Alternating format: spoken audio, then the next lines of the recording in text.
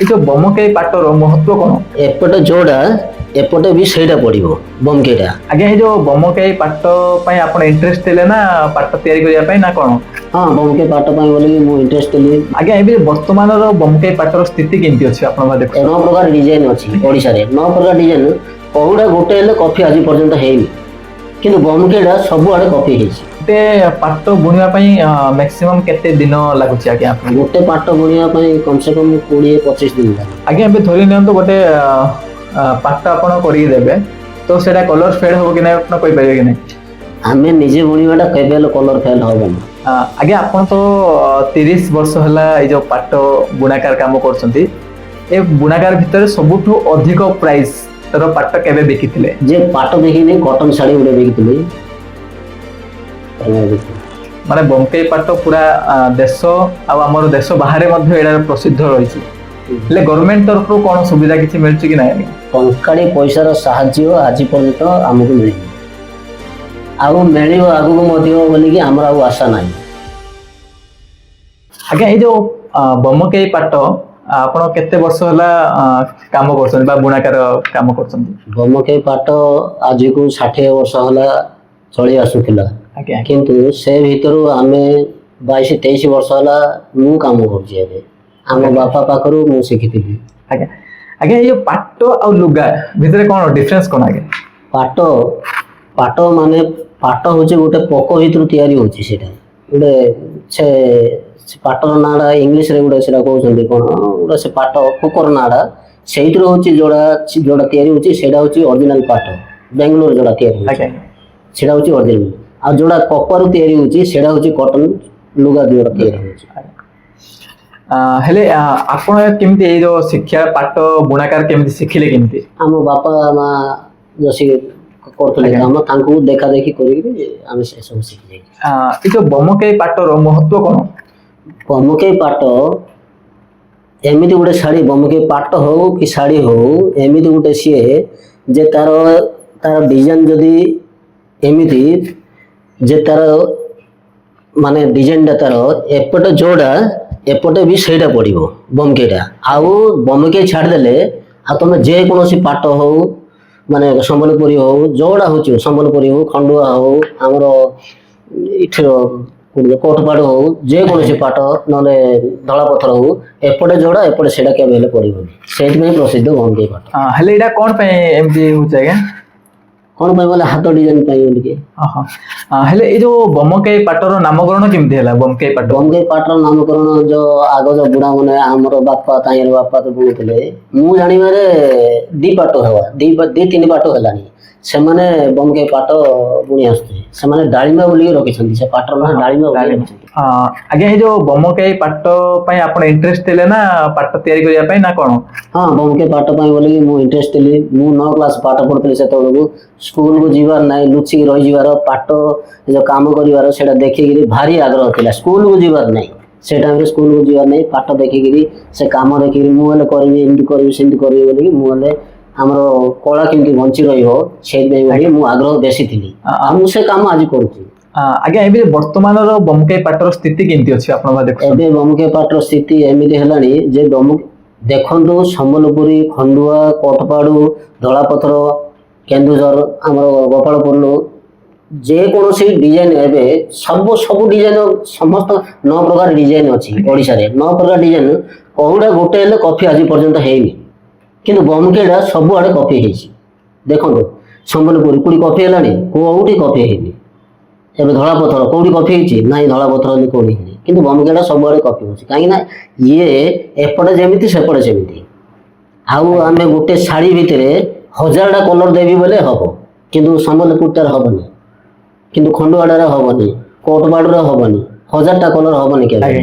ସେଇଥିପାଇଁ ବୋଲି ବମକେଇ ପ୍ରସିଦ୍ଧ। ଯୋଉ କଲର ମନ ଇଚ୍ଛା ଦେବି ବୋଲେ ହବ। ଆଜ୍ଞା ଆମେ ଶୁଣିଛୁ ଏଇ ଯୋଉ ଗଞ୍ଜାମରୁ ସୋନପୁର ପର୍ଯ୍ୟନ୍ତ ଗୋଟେ ବମକେଇ ପାଟର ଗୋଟେ କଳା ଲାଗି ରହିଛି, ତ ସେଇଟା କଣ ଆଜ୍ଞା? ବମକେଇରୁ ସୋନପୁର ପର୍ଯ୍ୟନ୍ତ? ହଁ ବମକେଇରୁ ସୋନପୁର ମାନେ ସୋନପୁର ହଉଛି ବୌଦ୍ଧ ଜିଲ୍ଲାର, ସୋନପୁର ମାନେ ବୌଦ୍ଧ ଜିଲ୍ଲାର ଗୋଟେ ଗାଁ। ସୋନପୁର ମଧ୍ୟ ଏବେ ଜିଲ୍ଲା ହେଲାଣି।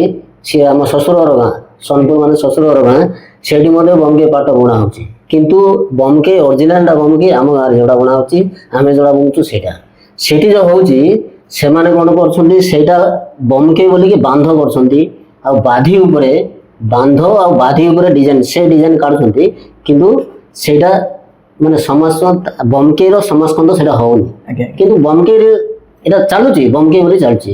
ଆଉ ଗୋଟେ କଥା ସେମାନେ ସମ୍ବଲପୁରୀ ହଉ ଯେକୌଣସି ଡିଜାଇନ ଆମର ଏଠୁ ଯୋଉ ହେଲା ସବୁଥିରେ ଷ୍ଟେଟ ମାର୍କ ଅଛି କାହିଁକି ନା ସେମାନଙ୍କର ସୋସାଇଟି ଅଛି ଗୋଟେ ଗୋଟେ ଆମର ବମକେଇରେ ସୋସାଇଟି ନାହିଁ।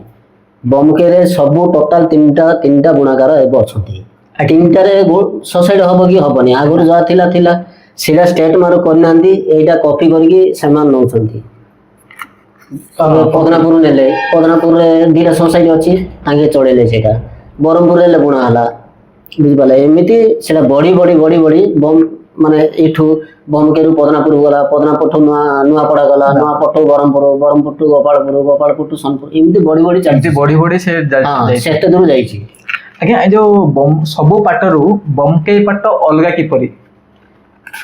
ବମକେଇ ପାଟ ଅଲଗା କିପରି ମାନେ କହିଲି ପରା ମୁଁ ପ୍ରଥମେ କହିଲି ସେମାନେ ଯୋଉ କରୁଛନ୍ତି ବାଧି କରୁଛନ୍ତି ଆଉ ବାନ୍ଧ କରୁଛନ୍ତି ସେ ଡିଜାଇନଟା ଆମେ ହାତରେ ବାଛିକି ଦେବୁ 1000ଟା କଲର କରିବୁ ସେମାନେ କ'ଣ ବାଧି ଏବଂ ବାନ୍ଧ ଯୋଉ ବାନ୍ଧି ହଉ ବାଧି ହଉ ବାନ୍ଧ ହଉ ଯୋଉ କରୁଛନ୍ତି ସେମାନେ ଲୁଗାଟାର ବଡିଟା ହଉଛି ବ୍ଲାକ୍ କଲର ମାନେ ତାର ମାନେ ଯୋଉ ଗ୍ରାଫଟା ତାଙ୍କେ କରିକି ନେବେ ସେଇଟା ହ୍ୱାଇଟ୍ କଲର ରହିବ ସେ ଗୋଟେ ହ୍ୱାଇଟ୍ କଲର ରହିବ ଗୋଟେ କି ଦିଟା କଲର ରହିବ ଆମେ ଯୋଉ 1000ଟା ଦେବୁ ତାହେଲେ 1000ଟା ଟାଇମ୍ ରହିବନି ମନେକର ଆମେ 20ଟା ଦେବୁ ବୋଲେ 20ଟା ତମେ ଟାଇମ୍ ରହିବନି ତାହେଲେ ତାଙ୍କେ ମେସିନରେ ପକେଇଲେ ତାଙ୍କଟା ମାନେ ଶାଢୀଟା ପୁରା 3 ଦିନରେ ହେଇଯାଉଛି ଆମଟା 20 ଦିନ ଲାଗୁଛି এইଭଳିଆ କଥା। ଆଜ୍ଞା ଆମେ ଦେଖିଛୁ ଏଇ ଯୋଉ ବମକେଇ ପାଟରେ କଣ୍ଠି ଆଉ ମାଛ ଡିଜାଇନଟା ଟିକେ ମହତ୍ଵ କ'ଣ?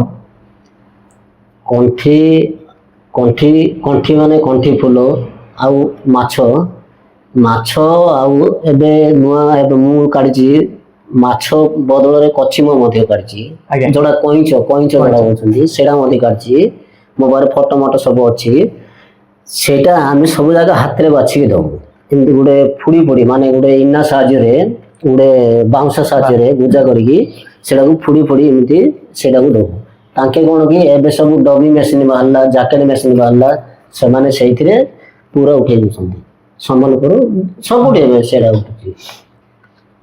ଆଉ ମାଛଟା ଦେଖିବାକୁ ଏପଟେ ଯେମିତି ସେପଟେ ସେମିତି କିନ୍ତୁ ସେମାନଙ୍କର ଏପଟେ ମାଛଟା ଦେଖିବେ ଆର ପଟେ ସୂତାଟା ଡେଇଁ ଥିବ ତାଙ୍କର ମାଛଟା ଆମର ଏପଟେ ମାଛଟା ଦେଖିଲେ ଯେମିତି ଆର ପଟେ ଦେଖିଲେ ସେମିତି ରହିବ କିନ୍ତୁ ଅନ୍ୟ ଡିଜାଇନ ଦେଖିବେ ତମେ ମାଛଟା ଏପଟେ ବାଛିଦେଲେ ପୁରା ସୂତାଟା ଆର ପଟେ ଲୁଗାଟା ଲଉଟେଇଲେ ସୂତାଟା ଡେଇଁ ଥିବ। ଆଜ୍ଞା ଯୋଉ ପାରମ୍ପରିକ ଭାବେ ବମକେଇ ପାଟର ଯୋଉ କଲରଟା କୋଉ କଲର ସବୁଠୁ ଅଧିକ ଚାହିଦା? ଆମର ବମକେଇ ପାଟରେ ୟେଲୋ କଲର ଗୋଟେ ହଳଦିଆ ଗୋଟେ ବ୍ଲାକ୍ କଲର କଳା ଗୋଟେ ଧଳା ଗୋଟେ ଆଉ ଜାମୁକୋଳିଆ ଗୋଟେ ଗୋବର କଷ ଗୋଟେ ହରଡ଼ା କଷ ଗୋଟେ ଆଜ୍ଞା ଏମିତି ବିଭିନ୍ନ ପ୍ରକାର କଲର ଅଛି। ଗୋଟେ ପାଟ ବୁଣିବା ପାଇଁ ମ୍ୟାକ୍ସିମମ୍ କେତେ ଦିନ ଲାଗୁଛି ଆଜ୍ଞା? ଗୋଟେ ପାଟ ବୁଣିବା ପାଇଁ କମ ସେ କମ 20-25 ଦିନ ଲାଗେ। 25 ଦିନ? ହଁ 20-25 ଦିନ ଲାଗିଯିବ। ଏମିତି ସେ ଯୋଉ ପାଟର ପ୍ରାଇସ୍ କେମିତି ଆପଣ ସେଟ୍ କରନ୍ତି? ପାଟର ପ୍ରାଇସ୍ ମାନେ ଆଗ ଯୋଉ ପାଟ ବୁଣା ହଉଥିଲା ପାଟଟା ସୂତାଟା କ'ଣ କି ଆମେ ସୋସାଇଟିରେ ବୁଣୁଥିଲୁ ଆଗ ସେଇଟା ତାଙ୍କେ ମାନେ ଓଜନ କରିକି ସୂତାଟାକୁ ଓଜନ କରିକି ଦେବାର ସେତେବେଳେ ଟାଇମରେ ହବାର 3000-3500 ନାଇଁ ଯଦି ବୋଲେ 2500 ଏମିତି ହବାର ଓଜନ କରିକି ଦେବାର ପୁଣି ଆମେ ଲୁଗାଟା ବୁଣିଲା ପରେ ସେଇଟାକୁ ଆମେ ଦେଲେ ଲୁଗାଟା ଓଜନ କରିକି ନେବାର ଆଉ ଆମେ ସେ ସବୁ କଲୁ ସୋସାଇଟି ଆମର ବନ୍ଦ ହେଇସାରିଲାଣି 20 ବର୍ଷ 18 ବର୍ଷ ହେଲାଣି ବନ୍ଦ ହେଇସାରିଲାଣି। ଆମେ କ'ଣ କରୁଛୁ ମନେକର ସୂତାଟା ଆଣିଲୁ କିଣିକିରି ବୋଲେ ଆମେ ତ କଲର କରିବୁନୁ ସେଇଟା ଆମେ ଡାଇରେକ୍ଟ ଆଣିକି ଆମେ ବିକିଲୁ ସେଇଟାକୁ ମାନେ ବୁଣିଲୁ ବୁଣିକି ଆମେ ଯୋଉ ବିକୁଛୁ ଆମେ ଦିନ ମଜୁରୀ ହିସାବ ଆଉ ଆମର ଏକ୍ସଟ୍ରା ମାନେ ଆମର ଯୋଉ ନାଇଁ ଏକ୍ସଟ୍ରା ସାମାନ ଆଉ ଆମର ଜଣେ ମୁଁ ଆଉ ଜଣେ ବୁଣିବ ତାକୁ ରେଟ୍ ଧରିକି ଆମେ ସେ ରେଟ୍ଟା ସେ ଇଏରେ ପକଉଛୁ ପାଟରେ ପକଉଛୁ। ଆଜ୍ଞା ଯେତେବେଳେ ଆମେ ଆପଣଙ୍କ ବାପା କିମ୍ବା ପୂର୍ବପୁରୁଷ ମାନେ ଏଇ ଯୋଉ ପାଟ କାମ କରୁଥିଲେ ସେତେବେଳେ କେମିତି ଏଇ ଯୋଉ କଲର ଡିଜାଇନିଂଟା କେମିତି କରୁଥିଲେ? ଆମର ବାପା ଆଉ ଜେଜେ ବାପା ତାଙ୍କେ ମାନେ କରୁଥିଲା ସମୟରେ ସେମାନେ ସବୁ ପ୍ରାକୃତିକ ଅମଳ ଥିଲା ପ୍ରାକୃତିକ ଜିନିଷ ଥିଲା ମାନେ ହରଡ଼ା ମାନେ ଗୋବର କଷ ଗୋଟେ କଲେ, ଅରିଜିନାଲ ଗୋବର ଆଣିଲେ ତାଙ୍କେ କଷ କଲେ। ଜାମୁକୋଳି କଷ ଗୋଟେ କଲେ, ମାନେ ଜାମୁକୋଳି ବଣ ପାହାଡ଼କୁ ଯାଇକି ନିଜେ ଅରିଜିନାଲ କରୁଥିଲେ। ସେମାନଙ୍କର କଲର ଛାଡୁନଥିଲା। ଏବେ ତ ସବୁ କେମିକାଲ ହେଲାଣି। ଆମେ ସେ ସବୁ କେମିକାଲ ରଙ୍ଗ ଏବେ ଆଣୁନୁ। ଯାହା କଲର ସୂତା ମିଳୁଛି, ଯାହା ପାଟ ସୂତା ମିଳିବ ତାହା ଆଣିବୁ, କିନ୍ତୁ ଆମେ କଲର ଗ୍ୟାରେଣ୍ଟି ଆମେ ଦେଇପାରୁନି। ଆଜି ପର୍ଯ୍ୟନ୍ତ କଲର ଗ୍ୟାରେଣ୍ଟି ଦେଇପାରୁନୁ। ଆଜ୍ଞା ଯଦି ଆମେ ଯୋଉଟା ନିଜେ କରିପାରୁଛୁ ସେଟା ତାହେଲେ କଲର ନିଜେ ଆମେ ଗ୍ୟାରେଣ୍ଟି ଦଉଛୁ। ଆଜ୍ଞା ଏବେ ଧରି ନିଅନ୍ତୁ ଗୋଟେ ପାଟ ଆପଣ କରିକି ଦେବେ, ତ ସେଇଟା କଲର ଫେଡ୍ ହବ କି ନାହିଁ ଆପଣ କହିପାରିବେ କି ନାହିଁ? ଆମେ ନିଜେ ବୁଣିବାଟା କେବେ ହେଲେ କଲର ଫେଲ୍ ହବନି। ଯଦି ଯୋଉଟା ହବ କମ ରେଟ୍ ବାଲା ସେମିତି ଅଛି। ଆଜ୍ଞା ଯୋଉଟା ଆମେ ବୁଣିଲେ ଯୋଉଟା 15,000 ହଉଛି, ସେଟା ବାହାର ଦୋକାନ ମାନଙ୍କରୁ ଆଣିବ ବୋଲେ 6,000 7,000 ମିଳୁଛି। ସେମିତି ଜିନିଷ ଆମେ ହେଲେ ବୁଣେ ବୋଲେ ବୁଣି ଦବୁ। ଆଜ୍ଞା ବୁଝିପାରିଲେ? କିନ୍ତୁ କଲର ଫେଡ୍ ହବ ସେଇଟା ଆମେ କହିପାରିବୁନୁ। ଆଉ କୁଞ୍ଚ ପଳେଇ ଆସିବ, ବାହାରି ତଳପଟୁ ପଡ଼ିବ, ହଁ। କୁଞ୍ଚ ପଳେଇ ଆସିବ। ଆଜ୍ଞା ଆପଣ ଜାଣିଥିବେ ଆଜିକାଲି ଯୋଉ ଆଧୁନିକ ଯୁଗ ହେଲାଣି, ବହୁତ ଗୁଡାଏ ମେସିନ ବି ବାହାରିଲାଣି। ଏ ମେସିନ ବାହାରିବା ସହିତ ଆପଣଙ୍କ ଯୋଉ ବମ୍କେଇ ପାଟ ହାତ ବୁଣାରେ ଯୋଉ ରହିଛି, ତାର କଣ ଚାହିଦା ଅଛି ସାର୍? ଶୁଣନ୍ତୁ ମୁଁ କହିବି, ଆପଣ ଏ ଯୋଉ ମେସିନ ଉପରେ ଆମେ ଯଦି କାମ କରିବା, ବମ୍କେଇ ପାଟଟା ଯଦି ମେସିନ ଉପରେ କାମ କରିବା ବୋଲେ ମେସିନର ଚାହିଦାଟା କମ ହବ। ଆମେ ଯଦି ହାତ ଉପରେ କାମ କରିବା, ସେ ଅଧିକା ଦିନ ଲାଗିବ, କିନ୍ତୁ କାମଟା ସଫା ହବ, ଶାଢ଼ୀଟା ଭଲ ରହିବ, ଆଉ ଅଧିକ ପଇସା ମଧ୍ୟ ଶାଢ଼ୀଟା ହବ। ଯୋଉଟା ଆମେ ଏବେ ମେସିନରେ ଜ୍ୟାକେଟ ମେସିନ ହଉ କି ଡବି ମେସିନ ହଉ, ଯୋଉମାନେ କାମ କରୁଛନ୍ତି ସେମାନଙ୍କର ଶାଢ଼ୀଟା ହବ 6,000ରୁ 9,000 ପର୍ଯ୍ୟନ୍ତ ଭିତରେ ହବ। ଆମେ ବୁଣିଲେ ସେଟା 30,000 40,000 ହବ। କିନ୍ତୁ ଯୋଉମାନେ ନେବେ, ଯୋଉମାନେ ପିନ୍ଧିବେ, ସେମାନେ ହିଁ ଜାଣିପାରିବେ, ଆଉ ଅନ୍ୟ ଲୋକ ଜାଣିପାରିବେନି। ଏବେ ସୁରଟରେ ବୁଣା ହଉଛି, ସମ୍ବଲପୁରରେ ମଧ୍ୟ ବୁଣା ହଉଛି। ଜ୍ୟାକେଟ ମେସିନ ଲଗେଇକି ମାଛଟା ସେମାନେ ମାଛଟା ଆମେ ଗୋଟେ ମାଛ ଏମିତି ଧାରରେ ଏମିତି ପକେଇଲାକୁ ତାଙ୍କେ 4ଟା ମାଛ ଗୋଟେ ଥର କରି ତାଙ୍କର ପଡିଯିବ। ଆମର ଯୋଉଟା ଗୋଟେ ଉଳି ଲାଗୁଛି ସେଇଟା ତାଙ୍କେ 2 ଘଣ୍ଟାରେ ପକେଇ ଦଉଛନ୍ତି। ମେସିନରେ 2 ଘଣ୍ଟାରେ ମେସିନରେ ପଡିଯାଉଛି, ଆଜ୍ଞା କିନ୍ତୁ ସେଇଟା ଯୋଉମାନେ ପିନ୍ଧିବେ ସେମାନେ ଜାଣିବେ। ସୁତାଟା ଝିକି ବାହାରି ପଡିବ ସେଟା, ଆଉ ଆଜ୍ଞା ଆମଟା ବାହାରିବାର ନାହିଁ। ନେଚୁରାଲ କାହିଁ? ହଁ, ନେଚୁରାଲ ପ୍ରାକୃତିକଟା ପ୍ରାକୃତିକ। ଆଜ୍ଞା ଆପଣଙ୍କର ଗାଁରେ ତ ପାଟ ଏତେ ଗୋଟେ ଫେମସ, ମାନେ ବମ୍କେଇ ପାଟ ପୁରା ଦେଶ ଆଉ ଆମର ଦେଶ ବାହାରେ ମଧ୍ୟ ଏଇଟା ପ୍ରସିଦ୍ଧ ରହିଛି। ହେଲେ ଗଭର୍ଣମେଣ୍ଟ ତରଫରୁ କଣ ସୁବିଧା କିଛି ମିଳୁଛି କି ନାହିଁ ଆଜ୍ଞା? ଆଜ୍ଞା ଗଭର୍ଣମେଣ୍ଟ ଥ୍ରୋରୁ ସମସ୍ତେ ଦେଖି, ଶିଳ୍ପ ମନ୍ତ୍ରୀ ଆସିଥିଲେ ଆମ ଘରକୁ ଆସିଥିଲେ, 2023ରେ ଆସିଥିଲେ। ତାଙ୍କେ ଦେଖିକି ଗଲେ, ଟ୍ରେନିଂ କରିବା, 10 ଜଣିଆ ଗ୍ରୁପ କରିବା, ତମେ ମାଷ୍ଟର ହବ, ଏମିତି ହବ ସେମିତି ହବ ସବୁ କହିଲେ ଗଲେ, କିନ୍ତୁ ଟଙ୍କାଟେ ପଇସାର ସାହାଯ୍ୟ ଆଜି ପର୍ଯ୍ୟନ୍ତ ଆମକୁ ମିଳିନି। ଆଉ ମିଳିବ ଆଗକୁ ମଧ୍ୟ ବୋଲିକି ଆମର ଆଉ ଆଶା ନାହିଁ। କାହିଁକି ନା ଆମେ ତ 60ଟା ତନ୍ତରୁ କମି 3ଟା ତନ୍ତ ଏବେ ହେଲାଣି। ଆଉ ଆଗକୁ 3ଟା ତନ୍ତକୁ ସରକାର ସାହାଯ୍ୟ କରିବ ବୋଲିକି ଆମକୁ ବିଶ୍ୱାସ ନାହିଁ। ଆଉ ଯଦି କରିବ ସରକାର ବୋଲେ ଆମ 3ଟା ତନ୍ତକୁ କଲେ ଭଲ ହୁଅନ୍ତା। ଆଜ୍ଞା ଏ ଯୋଉ ଆଜ୍ଞା ବମକେଇର ଯୋଉ ବୁଣାକାର ମାନେ ବର୍ତ୍ତମାନ ତ ଧୀରେ ଧୀରେ ଡିଜିଟାଲ ଆଡେ ଗଲେନି। ସମସ୍ତେ ମେସିନର ପାଟକୁ ହିଁ ଲାଇକ୍ କରୁଛନ୍ତି, ଏଇ ଯୋଉ ହାତ ବୁଣାକୁ ଲାଇକ୍ କରୁନାହାନ୍ତି। କଣ ଆପଣ ସମସ୍ୟା ଦେଖୁଛନ୍ତି? ସମସ୍ୟା ଦେଖୁଛନ୍ତି ମାନେ ମୁଁ କହିବି ଏବେ ସମ୍ବଲପୁରୀ ହଉ, ଯେକୌଣସି ପାଟ ଡିଜାଇନ ଆମର ମାନେ ବମ୍କେଇ ଛାଡ଼ିଦେଲେ ସେମାନଙ୍କର ପାଟଟା ଏବେ ବମ୍କେଇ ପାଟରେ ଖାଲି ପାଟଟା ଶାଢ଼ୀ ହଉଛି, ନାଇଁ ଯଦି ବୋଲେ ଦୁପଟା ହଉଛି। ଆଜ୍ଞା ଦୁପଟା ହଉଛି, ନାଇଁ ଯଦି ବୋଲେ ଠାକୁର ଲୁଗା ଫୁଗା ବୁଣା ହଉଛି। କିନ୍ତୁ ବମ୍କେଇ ଯଦି ହେଇଥାନ୍ତା ସାର୍ଟ କପଡ଼ା, ଯଦି ରୁମାଲ ହେଇଥାନ୍ତା, ଡିଜିଟାଲ ଯଦି ଆଣିଥାନ୍ତା, ଜ୍ୟାକେଟ ମେସିନ ଆମକୁ ଯଦି ସାହାଯ୍ୟ କରିଥାନ୍ତେ ସରକାର, ସେଇଟା ଯଦି ରୁମାଲ ଉପରେ ହେଇଥାନ୍ତା, ନହେଲେ ଗାମୁଛା ଉପରେ ହେଇଥାନ୍ତା, ନାଇଁ ଯଦି ବୋଲେ ସାର୍ଟ କପଡ଼ା ଉପରେ ହେଇଥାନ୍ତା, ଆଉ ଟିକେ ଭଲ ହେଇଥାନ୍ତା। ଏବେ ଆମେ ବୁଣି ପାରିବୁ, ସାର୍ଟ କପଡ଼ା ବୁଣି ପାରିବୁ, ଆମ ତନ୍ତରେ ଆମେ ବୁଣି ପାରିବୁ। କିନ୍ତୁ ସେ ସାର୍ଟ କପଡ଼ାଟା ଆମେ ଯୋଉଟା ବୁଣିବୁ ସେଟା 4,000, 1 ମିଟର 4,000 ହବ। କିଏ ନେବେ କି? କିଏ ନେବେନି। କିନ୍ତୁ ସେଟା ଡିଜିଟାଲ ମେସିନ ଲାଗିବ ବୋଲେ ସେଟା 600 700 800 ଟଙ୍କାରେ ଲୋକଙ୍କୁ ମିଳିଯିବ। ଲୋକଙ୍କୁ ଭଲ ହବ, ଭଲ ହବ, ଆମକୁ ଗଲେ ଭଲ ହବ। ସେଇଟା ଯଦି କଲେ ଭଲ ହୁଅନ୍ତା। ଆଜ୍ଞା ଆପଣ ଏଇ ପାଟ ଯୋଉ ଶିଖିକି କାମ ଷ୍ଟାର୍ଟ କଲେ, କେବେଠୁ ଷ୍ଟାର୍ଟ କଲେ? ମୁଁ ପାଟ ଆମର ବାପା ବୁଣୁଥିଲେ।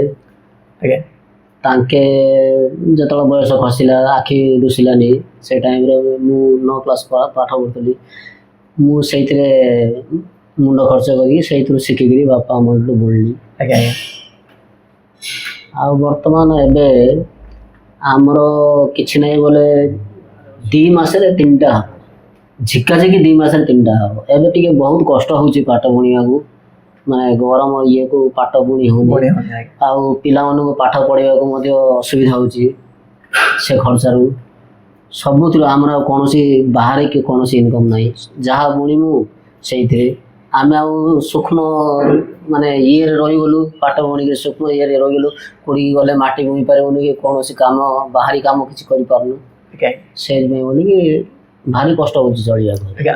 ଆଜ୍ଞା ଏବେ ଯୋଉ ବର୍ତ୍ତମାନ ଯୋଉ ସ୍ଥିତି ଅଛି ଆପଣଙ୍କର, ମାନେ ଆଗାମୀ ଯୋଉ ପିଢି ଯୁବପିଢି ଅଛନ୍ତି ସେମାନଙ୍କୁ କିଛି ଶିଖିବା ପାଇଁ କେବେ ଟ୍ରାଏ କରୁଛନ୍ତି ନା ନା ନାଇଁ? ହଁ ବହୁତ ଟ୍ରାଏ କରୁଛନ୍ତି, ଆମେ ବହୁତ ଟ୍ରାଏ କରୁଛୁ, କିନ୍ତୁ ଅନ୍ୟ ଷ୍ଟେଟ୍ରେ ମୁଁ ଦେଖୁଛି ଯେ ବୁଣା କାମ ଶିଖିବାକୁ କେଉଟ ଲୋକ, ଝରା ଲୋକ, ଗୌଡ଼ ଲୋକ ସବୁ କାମ କଲେନି, କିନ୍ତୁ ଆମ ଗାଁରେ ମୁଁ ଦେଖୁଛି ଯେ କେହି ଏ ସୂତା କାମ କି ପାଟ କାମ ବୋଲେ କେହି ଗୋଟେ ଇଣ୍ଟରେଷ୍ଟ ହେଉନାହାନ୍ତି।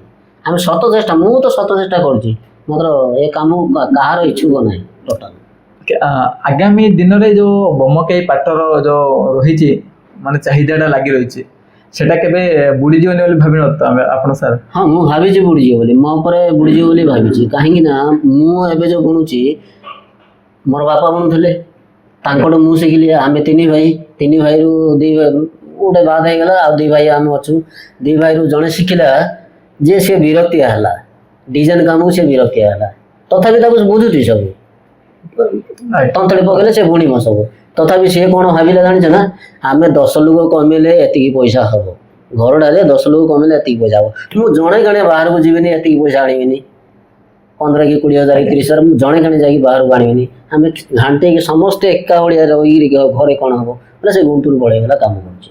ଏବେ ମୁଁ ସେସବୁ ଭାବିଲି ନାହିଁ, ପିଲାମାନଙ୍କୁ ପାଠ ପଢ଼େଇବାର ଅଛି, ମୁଁ ଗୁଣ୍ଟୁରୁ ପଳେଇବି, ଆନ୍ଧ୍ରା ପାଠ ମୁଁ ପଢ଼େଇବିନି, ସେଇଥିପାଇଁ ମୁଁ ଘରେ ଅଛି କାମ କରୁଛି। ଆଗାମୀ ଦିନରେ ଏ ଯୋଉ ବୋମକେଇ ପାଟ ପରିସ୍ଥିତି କେମିତି ହେବ ବୋଲି ଭାବୁଛନ୍ତି ଆପଣ? ପରିସ୍ଥିତି ଲୋପ ପାଇ ପୁରା ବୁଡ଼ିଯିବ ବୋଲି ମୁଁ ଭାବୁଛି, କିନ୍ତୁ ବୁଡ଼ିବ ଯେ ଆମ ଗାଁଟା ବୁଡ଼ିଯିବ, କିନ୍ତୁ ଅନ୍ୟଠି ଯୋଉ କଫି ହେଲାଣି ଆମ ଗାଁରେ ଷ୍ଟେଟ୍ ମାର୍କ ହେଇନି, ଯିଏ କରିପାରିବ ହବ। ଆମ ଗାଁ ଡିଜାଇନଟା, ଆମ ଗାଁ ଡାଳିମ୍ବା ଡିଜାଇନଟା ଯିଏ କରିବ ହବ।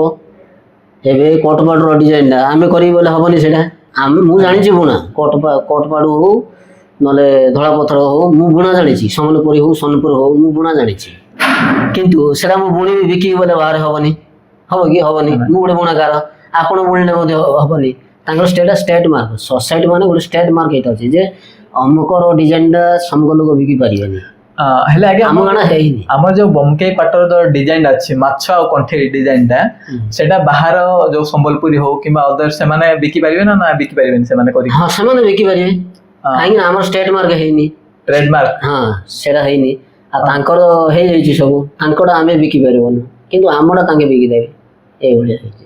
ହେଲେ ଏଇଟା ନହବାର କାରଣ କ'ଣ ବୋଲି ଭାବୁଛନ୍ତି? ନହବାର କାରଣ ହଁ ସୋସାଇଟି ମୂଳ ଉଦ୍ଦେଶ୍ୟ, ସୋସାଇଟି ଯୋଉ ଚୋରି ହେଲା ସେ ଟାଇମରେ ଆମେ ପିଲାଟିଆ ହେଇଥିଲୁ, ବନ୍ଦ ହେଇଗଲା, ସେ ଟାଇମରେ ଚୋରି ହାରି ହେଲା, ବନ୍ଦ ହେଇଗଲା, ଆଉ ଲୋକ ମଧ୍ୟ କେହି ଇଣ୍ଟରେଷ୍ଟ ହେଲେନି, ବାହାରିଲେନି, ସେଟା ଇଏ କରେ ବାକି ହେଇଗଲା ସୋସାଇଟି, ଅମୁକ ହେଲା ସମୁକ ହେଲା। ଆଗର କଥା ଆମେ କହିପାରିବାନି, ବୁଢ଼ା ଅମଳର କଥା। ହେଲେ ଏଇ ଯୋଉ ବୋମକେଇ ପାଠକୁ ପ୍ରଥମେ କିଏ ଶିଖିକି ଆସିଥିଲା ଆଜ୍ଞା ଆପଣ ଗାଁକୁ? ସେଇଟା କୋଉ ଗୋଟେ ବୁଢ଼ାଟେ ଶିଖିକି ଆସିଥିଲା, ସିଏ ଆମର ବାପାକୁ ଶିଖେଇଥିଲା, ଚୈତନ୍ୟ ନାୟକ ତାଙ୍କ ନାଁ, ତାଙ୍କୁ ଶିଖେଇଥିଲେ। ତାଙ୍କେ କରି ଏମିତି 8 ଆମ ଗାଁରେ ଧନୁ ନାୟକ ବୋଲି ଜଣେ ଅଛି, ସିଏ ମଧ୍ୟ ଶିଖିଲା ଆମର ବାପାଠୁ। ଶିଖି ତା ପରିବାର ହେଇକିରି ସବୁ ଶିଖିଲେ ଆଉ।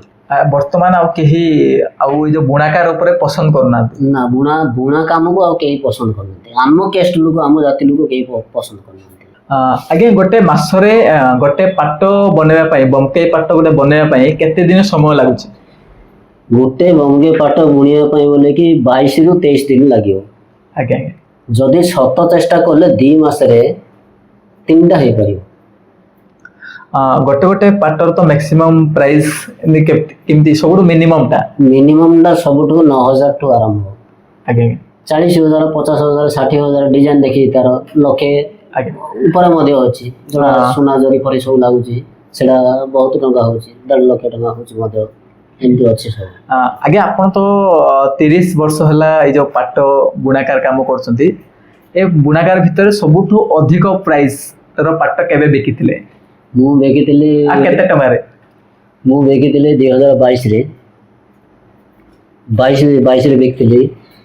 ଯେ ପାଟ ବିକିଲି କଟନ ଶାଢ଼ୀ ଗୋଟେ ବିକିଥିଲି, ସେ 86,000 ଟଙ୍କା ବିକିଥିଲି। 86,000 86,000 ଟଙ୍କା। ଆଜ୍ଞା ସେ ବାହାରେ ଦିଲ୍ଲୀରେ ଯାଇଥିଲି। ଆଜ୍ଞା ଆଜ୍ଞା ଆଜ୍ଞା ଏବେ ତ ଆପଣ ତ ଜାଣିଥିବେ ବମକେଇ ପାଟ ପୁରା ଫେମସ। କେତେ ଥର ପୁରସ୍କୃତ ହେଇଛନ୍ତି ନା କେବେ? ନାଇଁ ବିଲକୁଲ ପୁରସ୍କୃତ ନାହିଁ। ଆମେ ବମକେଇ ପାଟ ଉପରେ କିଛି ପୁରସ୍କୃତ ନାହିଁ। ଆଉ ମେନ୍ କଥା ହେଲା ବମକେଇ ପାଟ ଆମେ ବୁଣୁଛୁ 2 ଘର କି 3 ଘର ଆମେ ପାଟ ବୁଣୁଛୁ। କୌଣସି ଜାଗାରେ ଉତ୍କଳିକା ହଉ ଭୌନିକା ହଉ, ସେମାନେ ଭୌନିକା ଗୋଟେ ଗଭର୍ଣ୍ଣମେଣ୍ଟ ସେମାନଙ୍କର ଷ୍ଟଲ୍ ପଡ଼ୁଛି ବ୍ରହ୍ମପୁର ପ୍ରଦର୍ଶନୀ ହେଲେ ବ୍ରହ୍ମପୁରରେ, ଭୁବନେଶ୍ୱର ପ୍ରଦର୍ଶନୀ ହେଉଛି, ଆମକୁ ଖବର ମଧ୍ୟ କରୁନାହାନ୍ତି। ବମକେଇ ବୋଲିକି ସେଠି ଷ୍ଟଲ୍ ପଡ଼ୁଛି, ବମକେଇ ନାଁରେ ସବୁ ଷ୍ଟଲ୍ ପଡ଼ୁଛି, ମୁଁ ନିଜେ ଯାଇକି ଦେଖିଛି, କିନ୍ତୁ ଆମକୁ ଖବର ନାହିଁ, କେହି କିଛି ନାହିଁ। ବିକା ହେଉଛି ବମକେଇ ନାଁରେ, ଲୋକ କିଣୁଛେ ବମକେଇ ବୋଲିକି, କିନ୍ତୁ ଅରିଜିନାଲ ବମକେଇ ଅରିଜିନାଲ ବମକେଇ ବୋଲି ସେଠି ବିକା ହେଉଛି, କିନ୍ତୁ ଲୋକ ପଡ଼ୁଛେ ଠକରେ, କିନ୍ତୁ ଅରିଜିନାଲ ବମକେଇ ସେଠି ମିଳୁନି। ଆମେ ତ 2 ଘର କି 3 ଘର ବୁଣୁଛୁ, ସେଠି ଯାଉଛି କେମିତି ସେ କପଡ଼ା? ଆମେ ତ ସେଠି ଦଉନୁ। ସେ କମ୍ପାନୀ ବୌନିକା ଯୋଉ ଦଉଛି, ସେ ବୌନିକା ମଧ୍ୟ ତ ଆମଠୁ କେବେ ତ ଆମକୁ ତ ଫଣ୍ଡରେ ହେଲେ କେବେ କଥାବାର୍ତ୍ତା ହେଇନି। ସେ ଷ୍ଟଲ୍ ପକେଇଛି ହେଲେ ଆମକୁ ତ ଡାକିନି କରିନି। ଏବେ ତ ପଡୁଛି ବ୍ରହ୍ମପୁରରେ, ପଡୁଛି ନା ନାଇଁ? ଏବେ ବ୍ରହ୍ମପୁର ପଡୁଛି, ଏବେ ତ ଆମକୁ ଖବର ନାହିଁ। ମୁଁ ଯାଇକି ନିଜେ ଯାଇକି ଦେଖିକି ଆଇଲି, ବମକେଇର ଷ୍ଟଲ୍ ପଡୁଛି ପଦନାପୁର ଏଠୁ ସେଠୁ ଯାଇକି ବସେ। ଆଜ୍ଞା ଆଉ ଗୋଟେ କ୍ୱେଶ୍ଚିନ୍ ସମସ୍ତଙ୍କର ମନକୁ ଆସିଛି, ଏବେ ଆପଣ ଯେତେ ବି କଥାବାର୍ତ୍ତା ହେବା ସମୟ ଭିତରେ ଆକ୍ଚୁଆଲି ବମକେଇରେ 3 ଜଣ ପାଟ ବୁଣାରୀ ଅଛନ୍ତି, କିନ୍ତୁ ଆପଣ ଜଣେ ଆକ୍ଟିଭ ଅଛନ୍ତି। ସେଥିମଧ୍ୟରୁ ଫେମସ୍ କେମିତି ହେଲା ବମକେଇ ପାଟ? ମାନେ ପପୁଲାରିଟି ବମକେଇ ପାଟ ଚାହିଦା ଏବେ ମଧ୍ୟ ଲାଗି ରହିଛି, କିନ୍ତୁ ଆପଣଙ୍କଠୁ କିଏ ପାଟ ନଉନି ବୋଲି ଆପଣ କହୁଛନ୍ତି? ପାଟ ହଉ କି କଟନ ହଉ ଶାଢ଼ୀ ଆମେ ଯୋଉଟା ବୁଣୁଛୁ, ଆମ ପାଖରେ ଖଣ୍ଡେ ହେଲେ କେବେ ଷ୍ଟକ୍ ହେଇକି କେବେ ରହିନି, କି ଆଗକୁ ମଧ୍ୟ ରହିବନି। କାହିଁକି ନା ସେ ଚାହିଦାଟା ଅଛି। ଯିଏ ବୁଝିଲା ବମକେଇ ବୋଲି, ଯିଏ ବୁଝିଲା। ଏବେ ପଦନାପୁରରେ ବୁଣା ହେଉଛି ବମକେଇ ବୋଲିକି, ସୋନପୁରରେ ବୁଣା ହେଉଛି ବମକେଇ ବୋଲିକି। ଲୋକ ତ ଚାହିଁଥିଲେ ସୋନପୁର ନେଇଯାଇଥାନ୍ତେ, ଗୋପାଳପୁର ନେଇଯାଇଥାନ୍ତେ, ଗୋପାଳପୁରରେ ଚାଲିଲାନି। ବ୍ରହ୍ମପୁରରେ ତ 3-4ଟା ତନ୍ତ ଚାଲିଲାନି, ସେଇଠୁ ମଧ୍ୟ ନେଇଯାଇଥାନ୍ତେ। କିନ୍ତୁ ଯିଏ ଜାଣିଛି, ଯିଏ ପ୍ରପର ବମକେଇର ମାନେ ସେ କପଡ଼ା ଧରିବ, ତାର ଫୁଲ ଦେଖିବ, ଡିଜାଇନ ଦେଖିବ, ଯିଏ ଜାଣିଛି ସିଏ ଏକା ଜାଣିପାରିବ। ଆଉ ଯିଏ ନ ଜାଣିଲା ସେ ଠକରେ ପଡିଲା ନେଲା, ଆଉ ଆମେ ତାକୁ କହିବାର କିଛି ନାହିଁ। ଆଜ୍ଞା ବର୍ତ୍ତମାନ ତ ସମୟ ବହୁତ ହେଲାଣି। ଏଇ ଯୋଉ ବମକେଇ ପାଟକୁ ଆଗାମୀ ପିଢି ପାଇଁ ରଖିବା ପାଇଁ, ଆଉ ଆମର ସାଧାରଣ ଲୋକଙ୍କ ପାଇଁ ବମକେଇ ପାଟ ଆଗକୁ ବଢିବା ପାଇଁ ଲୋକଙ୍କ ପାଇଁ ଆଉ ଆମର କଣ ପଦକ୍ଷେପ ରହିବ ଆପଣ?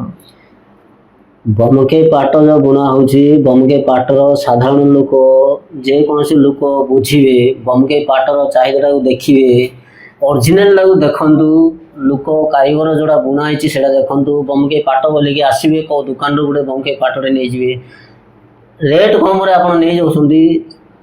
ବୁଣାରୀ ସେ ଜିନିଷଟା ନେବେ, ଆପଣ 1000 ଟଙ୍କା ଆପଣଙ୍କୁ ଅଧିକା ପଡ଼ିବ, ସେ ଜିନିଷଟା ନେଇଯାଉଛନ୍ତି 1000 ଟଙ୍କା ଅଧିକା ପଡ଼ିବ, କିନ୍ତୁ ଆମଠୁ ନେଲେ ସେ ଯିଏ ପିନ୍ଧିବ, ଯାହା ଘରେ ୟୁଜ୍ ହବ, ସିଏ ଜାଣିପାରିବ।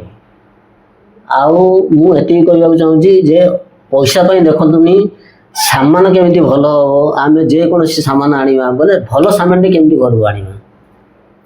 ବୁଣାରୀ ପାଖରୁ ନେଲେ ଅଲଗା, ଆଉ ଦୋକାନରେ ଯୋଉଟା ବିକ୍ରି ହେଉଛି ପାଟଟା, ସେଇଠୁ ନେଲେ ଅଲଗା। ଦେଖିକି ବାଛିକି ନିଅନ୍ତୁ, ଆପଣଙ୍କ ପସନ୍ଦ ସେଇଟା। ଆଜ୍ଞା ଏଇ ଯୋଉ ପାଟ ବୁଣିବା ଭିତରେ ଆପଣ ସବୁଠୁ ଅଧିକ କେବେ ଦୁଃଖ ପ୍ରକାଶ କରିଥିଲେ? ଦୁଃଖ ପ୍ରକାଶ ମାନେ ପାଟ ତ ଆମେ ଯୋଉ ବୁଣୁଛୁ, ମୁଁ କହିଲି ଯୋଉ ପାଟଟା ଆମେ ବୁଣୁଛୁ, ଆମର ପାଟ ଲକଡାଉନ ଟାଇମରେ ମୋ ପାଖରେ ପାଟ 4-6 ଖଣ୍ଡ ରହିଯାଇଥିଲା। ସେତେବେଳେ ଟାଇମରେ କେହି ମାନେ ପାଟକୁ କେହି ପଚାରିଲେନି। ଆମର ସୋସାଇଟି ନାହିଁ ସେତେବେଳେ ଟାଇମରେ, କୁଆଡ଼େ ଯିବି ବୋଲେ ମାନେ ଇଏ ନାହିଁ, ଗାଡ଼ି ଘୋଡ଼ା ନାହିଁ, କୁଆଡ଼େ ଯିବି ବୋଲେ ମଧ୍ୟ ସମସ୍ତେ ଧରୁଥିଲେ। ସେ ଆମେ ତ ବୁଣିଲେ ଖାଇବୁ, ନହେଲେ ନାହିଁ। ଜମିବାଡ଼ି ନାହିଁ, ସେଟା ଆମର ତ ଜମିବାଡ଼ି ନାହିଁ। ଯାହା ଆମେ ମୁଁ କହିଲି ପୁରା ଯାହା ଆମେ ବୁଣିଲେ ଖାଇବୁ, ଲୁଗାଡ଼ି ବିକିଲେ ଆମେ ଖାଇବୁ, ନହେଲେ ନାହିଁ। ଏମିତି ଯେ ଆମର ଘର ମଧ୍ୟ ନାହିଁ। ମୁଁ ଗୋଟେ ସରକାରୀ ଜାଗାରେ ଘର କରିକି ଅଛି। ସେଇଟା ଏବେ ମୋତେ ନୋଟିସ୍ ଆସିଥିଲା, ମୋତେ 2-3 ଥର ନୋଟିସ୍ ଆସିଲାଣି। ଏବେ ନୋଟିସ୍ ଆସିଛି, NSC ବୋଲି ନୋଟିସ୍ ଆସିଛି ଉଠେଇବା ପାଇଁ ବୋଲିକି। ଯେ ଏମିତି ଯେ ଗୋଟେ ଥର ଏମିତି ହେଉଛି ଯେ ସେ ପାଟଟା ଆମେ ବୁଣିଲେ ଖାଇ ବୋଲିକି ଏମିତି ଟାଇମ୍ ଗୋଟେ ଗୋଟେ ଥର ପଡୁଛି ଯେ ଆମ ପାଖରେ ଖଣ୍ଡେ ରହୁନି, ଆଉ ଗୋଟେ ଗୋଟେ ଥର ଏମିତି ଟାଇମ୍ ପଡୁଛି ଯେ 6 ମାସ ପର୍ଯ୍ୟନ୍ତ ସେଟା କେହି ପଚାରିବେନି। ଆମର 6 ମାସ ପର୍ଯ୍ୟନ୍ତ ଯାହା ବୁଣିବୁ ଆଜ୍ଞା 6 ମାସରେ ଯେତିକି ବୁଣିଥିବୁ ସେତିକି ଷ୍ଟାକ୍ ହେଇକି ରହିଯାଇଥିବ। ଏମିତି ମଧ୍ୟ ହଉଛି ଯେ ଏସବୁ ଯୋଉ ହଉଛି କାହିଁକି ହଉଛି, ଏସବୁ ଯୋଉ କପି କରିକି ନେଉଛନ୍ତି, ଏଇଟା ନେଲେ ଆମର ସୋନପୁର ବାଲା ନେଲେ, ନହେଲେ ସମ୍ବଲପୁର ନେଲେ, ନହେଲେ କଳାପଥର କି ଧଳା ପଥର ନେଲେ, ଏମାନେ ଯୋଉ ସବୁ ନେଲେ ଆମର ଯୋଉ ବୁଢା ମାନେ ଯୋଉଟା ବୁଣୁଥିଲେ, ମୋର ବାପା କି ମୋର ଭାଇ କି ଯିଏ ବୁଣୁଥିଲେ, ସୋସାଇଟି ଚାଲିଲା ଟାଇମରେ ଯୋଉ ଆମର ଯୋଉ ସେଇଟା ଯୋଉ ନିର୍ଦ୍ଦିଷ୍ଟ କଲେନି ଏ ପାଟଟା କୌଣସି ଜାଗାରେ ବିକ୍ରି ହେଇପାରିବନି। ଏବେ ତାଙ୍କର ପାଟଟା ଆମେ ତାଙ୍କ ଡିଜାଇନ ଆମେ କୁଡ଼ିଲେ ଆମେ ତ ମୁଁ ଜାଣିଛି ବୁଣା କିନ୍ତୁ ଆଜ୍ଞା। କରିପାରୁନି ନା, এইটা ମତେ ଦୁଃଖ ପ୍ରକାଶ ବେଶୀ ହଉଛି, ନହେଲେ ଆଉ କିଛି ନାହିଁ। ଆଜ୍ଞା ଧରି ନିଅନ୍ତୁ ଜଣେ ଆମର ଏହି ଭିଡିଓ ଦେଖିକି ଆପଣଙ୍କ ପାଖକୁ ଜଣେ ବମକେଇ ପାଟ ନେବା ପାଇଁ ଆସିବ, ତ ସେ ଆପଣଙ୍କୁ କେମିତି କଣ୍ଟାକ୍ଟ କରିପାରିବ? ଫୋନ୍ ନମ୍ବର ମାଧ୍ୟମରେ ଆଜ୍ଞା ମୋର ଫୋନ୍ ନମ୍ବର ମାଧ୍ୟମରେ, ମୋ ନାଁ ସୁଶାନ୍ତ କୁମାର ନାୟକ, ମୋର ନମ୍ବର ହେଲା 8260483478। ଏଇ ନମ୍ବରରେ ହ୍ୱାଟ୍ସଅପ୍, ଏଇ ନମ୍ବରରେ କଲ୍ କରିବ, ନହେଲେ ହ୍ୱାଟ୍ସଅପ୍ରେ ଯେକୌଣସି ମାନେ ଫଟୋର କଲର୍, ଶାଢ଼ୀର କଲର୍ ଦେବ, ସେଇଥିରେ ଯୋଗାଯୋଗ ସବୁ ହେବ। ଓକେ ଧନ୍ୟବାଦ ଆଜିର ଏହି ବ୍ରଡକାଷ୍ଟ କାର୍ଯ୍ୟକ୍ରମ ପାଇଁ। ନମସ୍କାର। ভিডিওটি শেষ যাই দেখিଥିବାରୁ ବହୁତ ବହୁତ ଧନ୍ୟବାଦ। ଏମିତି ନୂଆ ନୂଆ ଭିଡ଼ିଓ ଦେଖିବା ପାଇଁ ଆମ ଚ୍ୟାନେଲକୁ ସବସ୍କ୍ରାଇବ୍ କରି ରଖନ୍ତୁ, ଆମ ଚ୍ୟାନେଲ ସହିତ ଯୋଡ଼ି ହୁଅନ୍ତୁ। ରହୁଛୁ, ଧନ୍ୟବାଦ।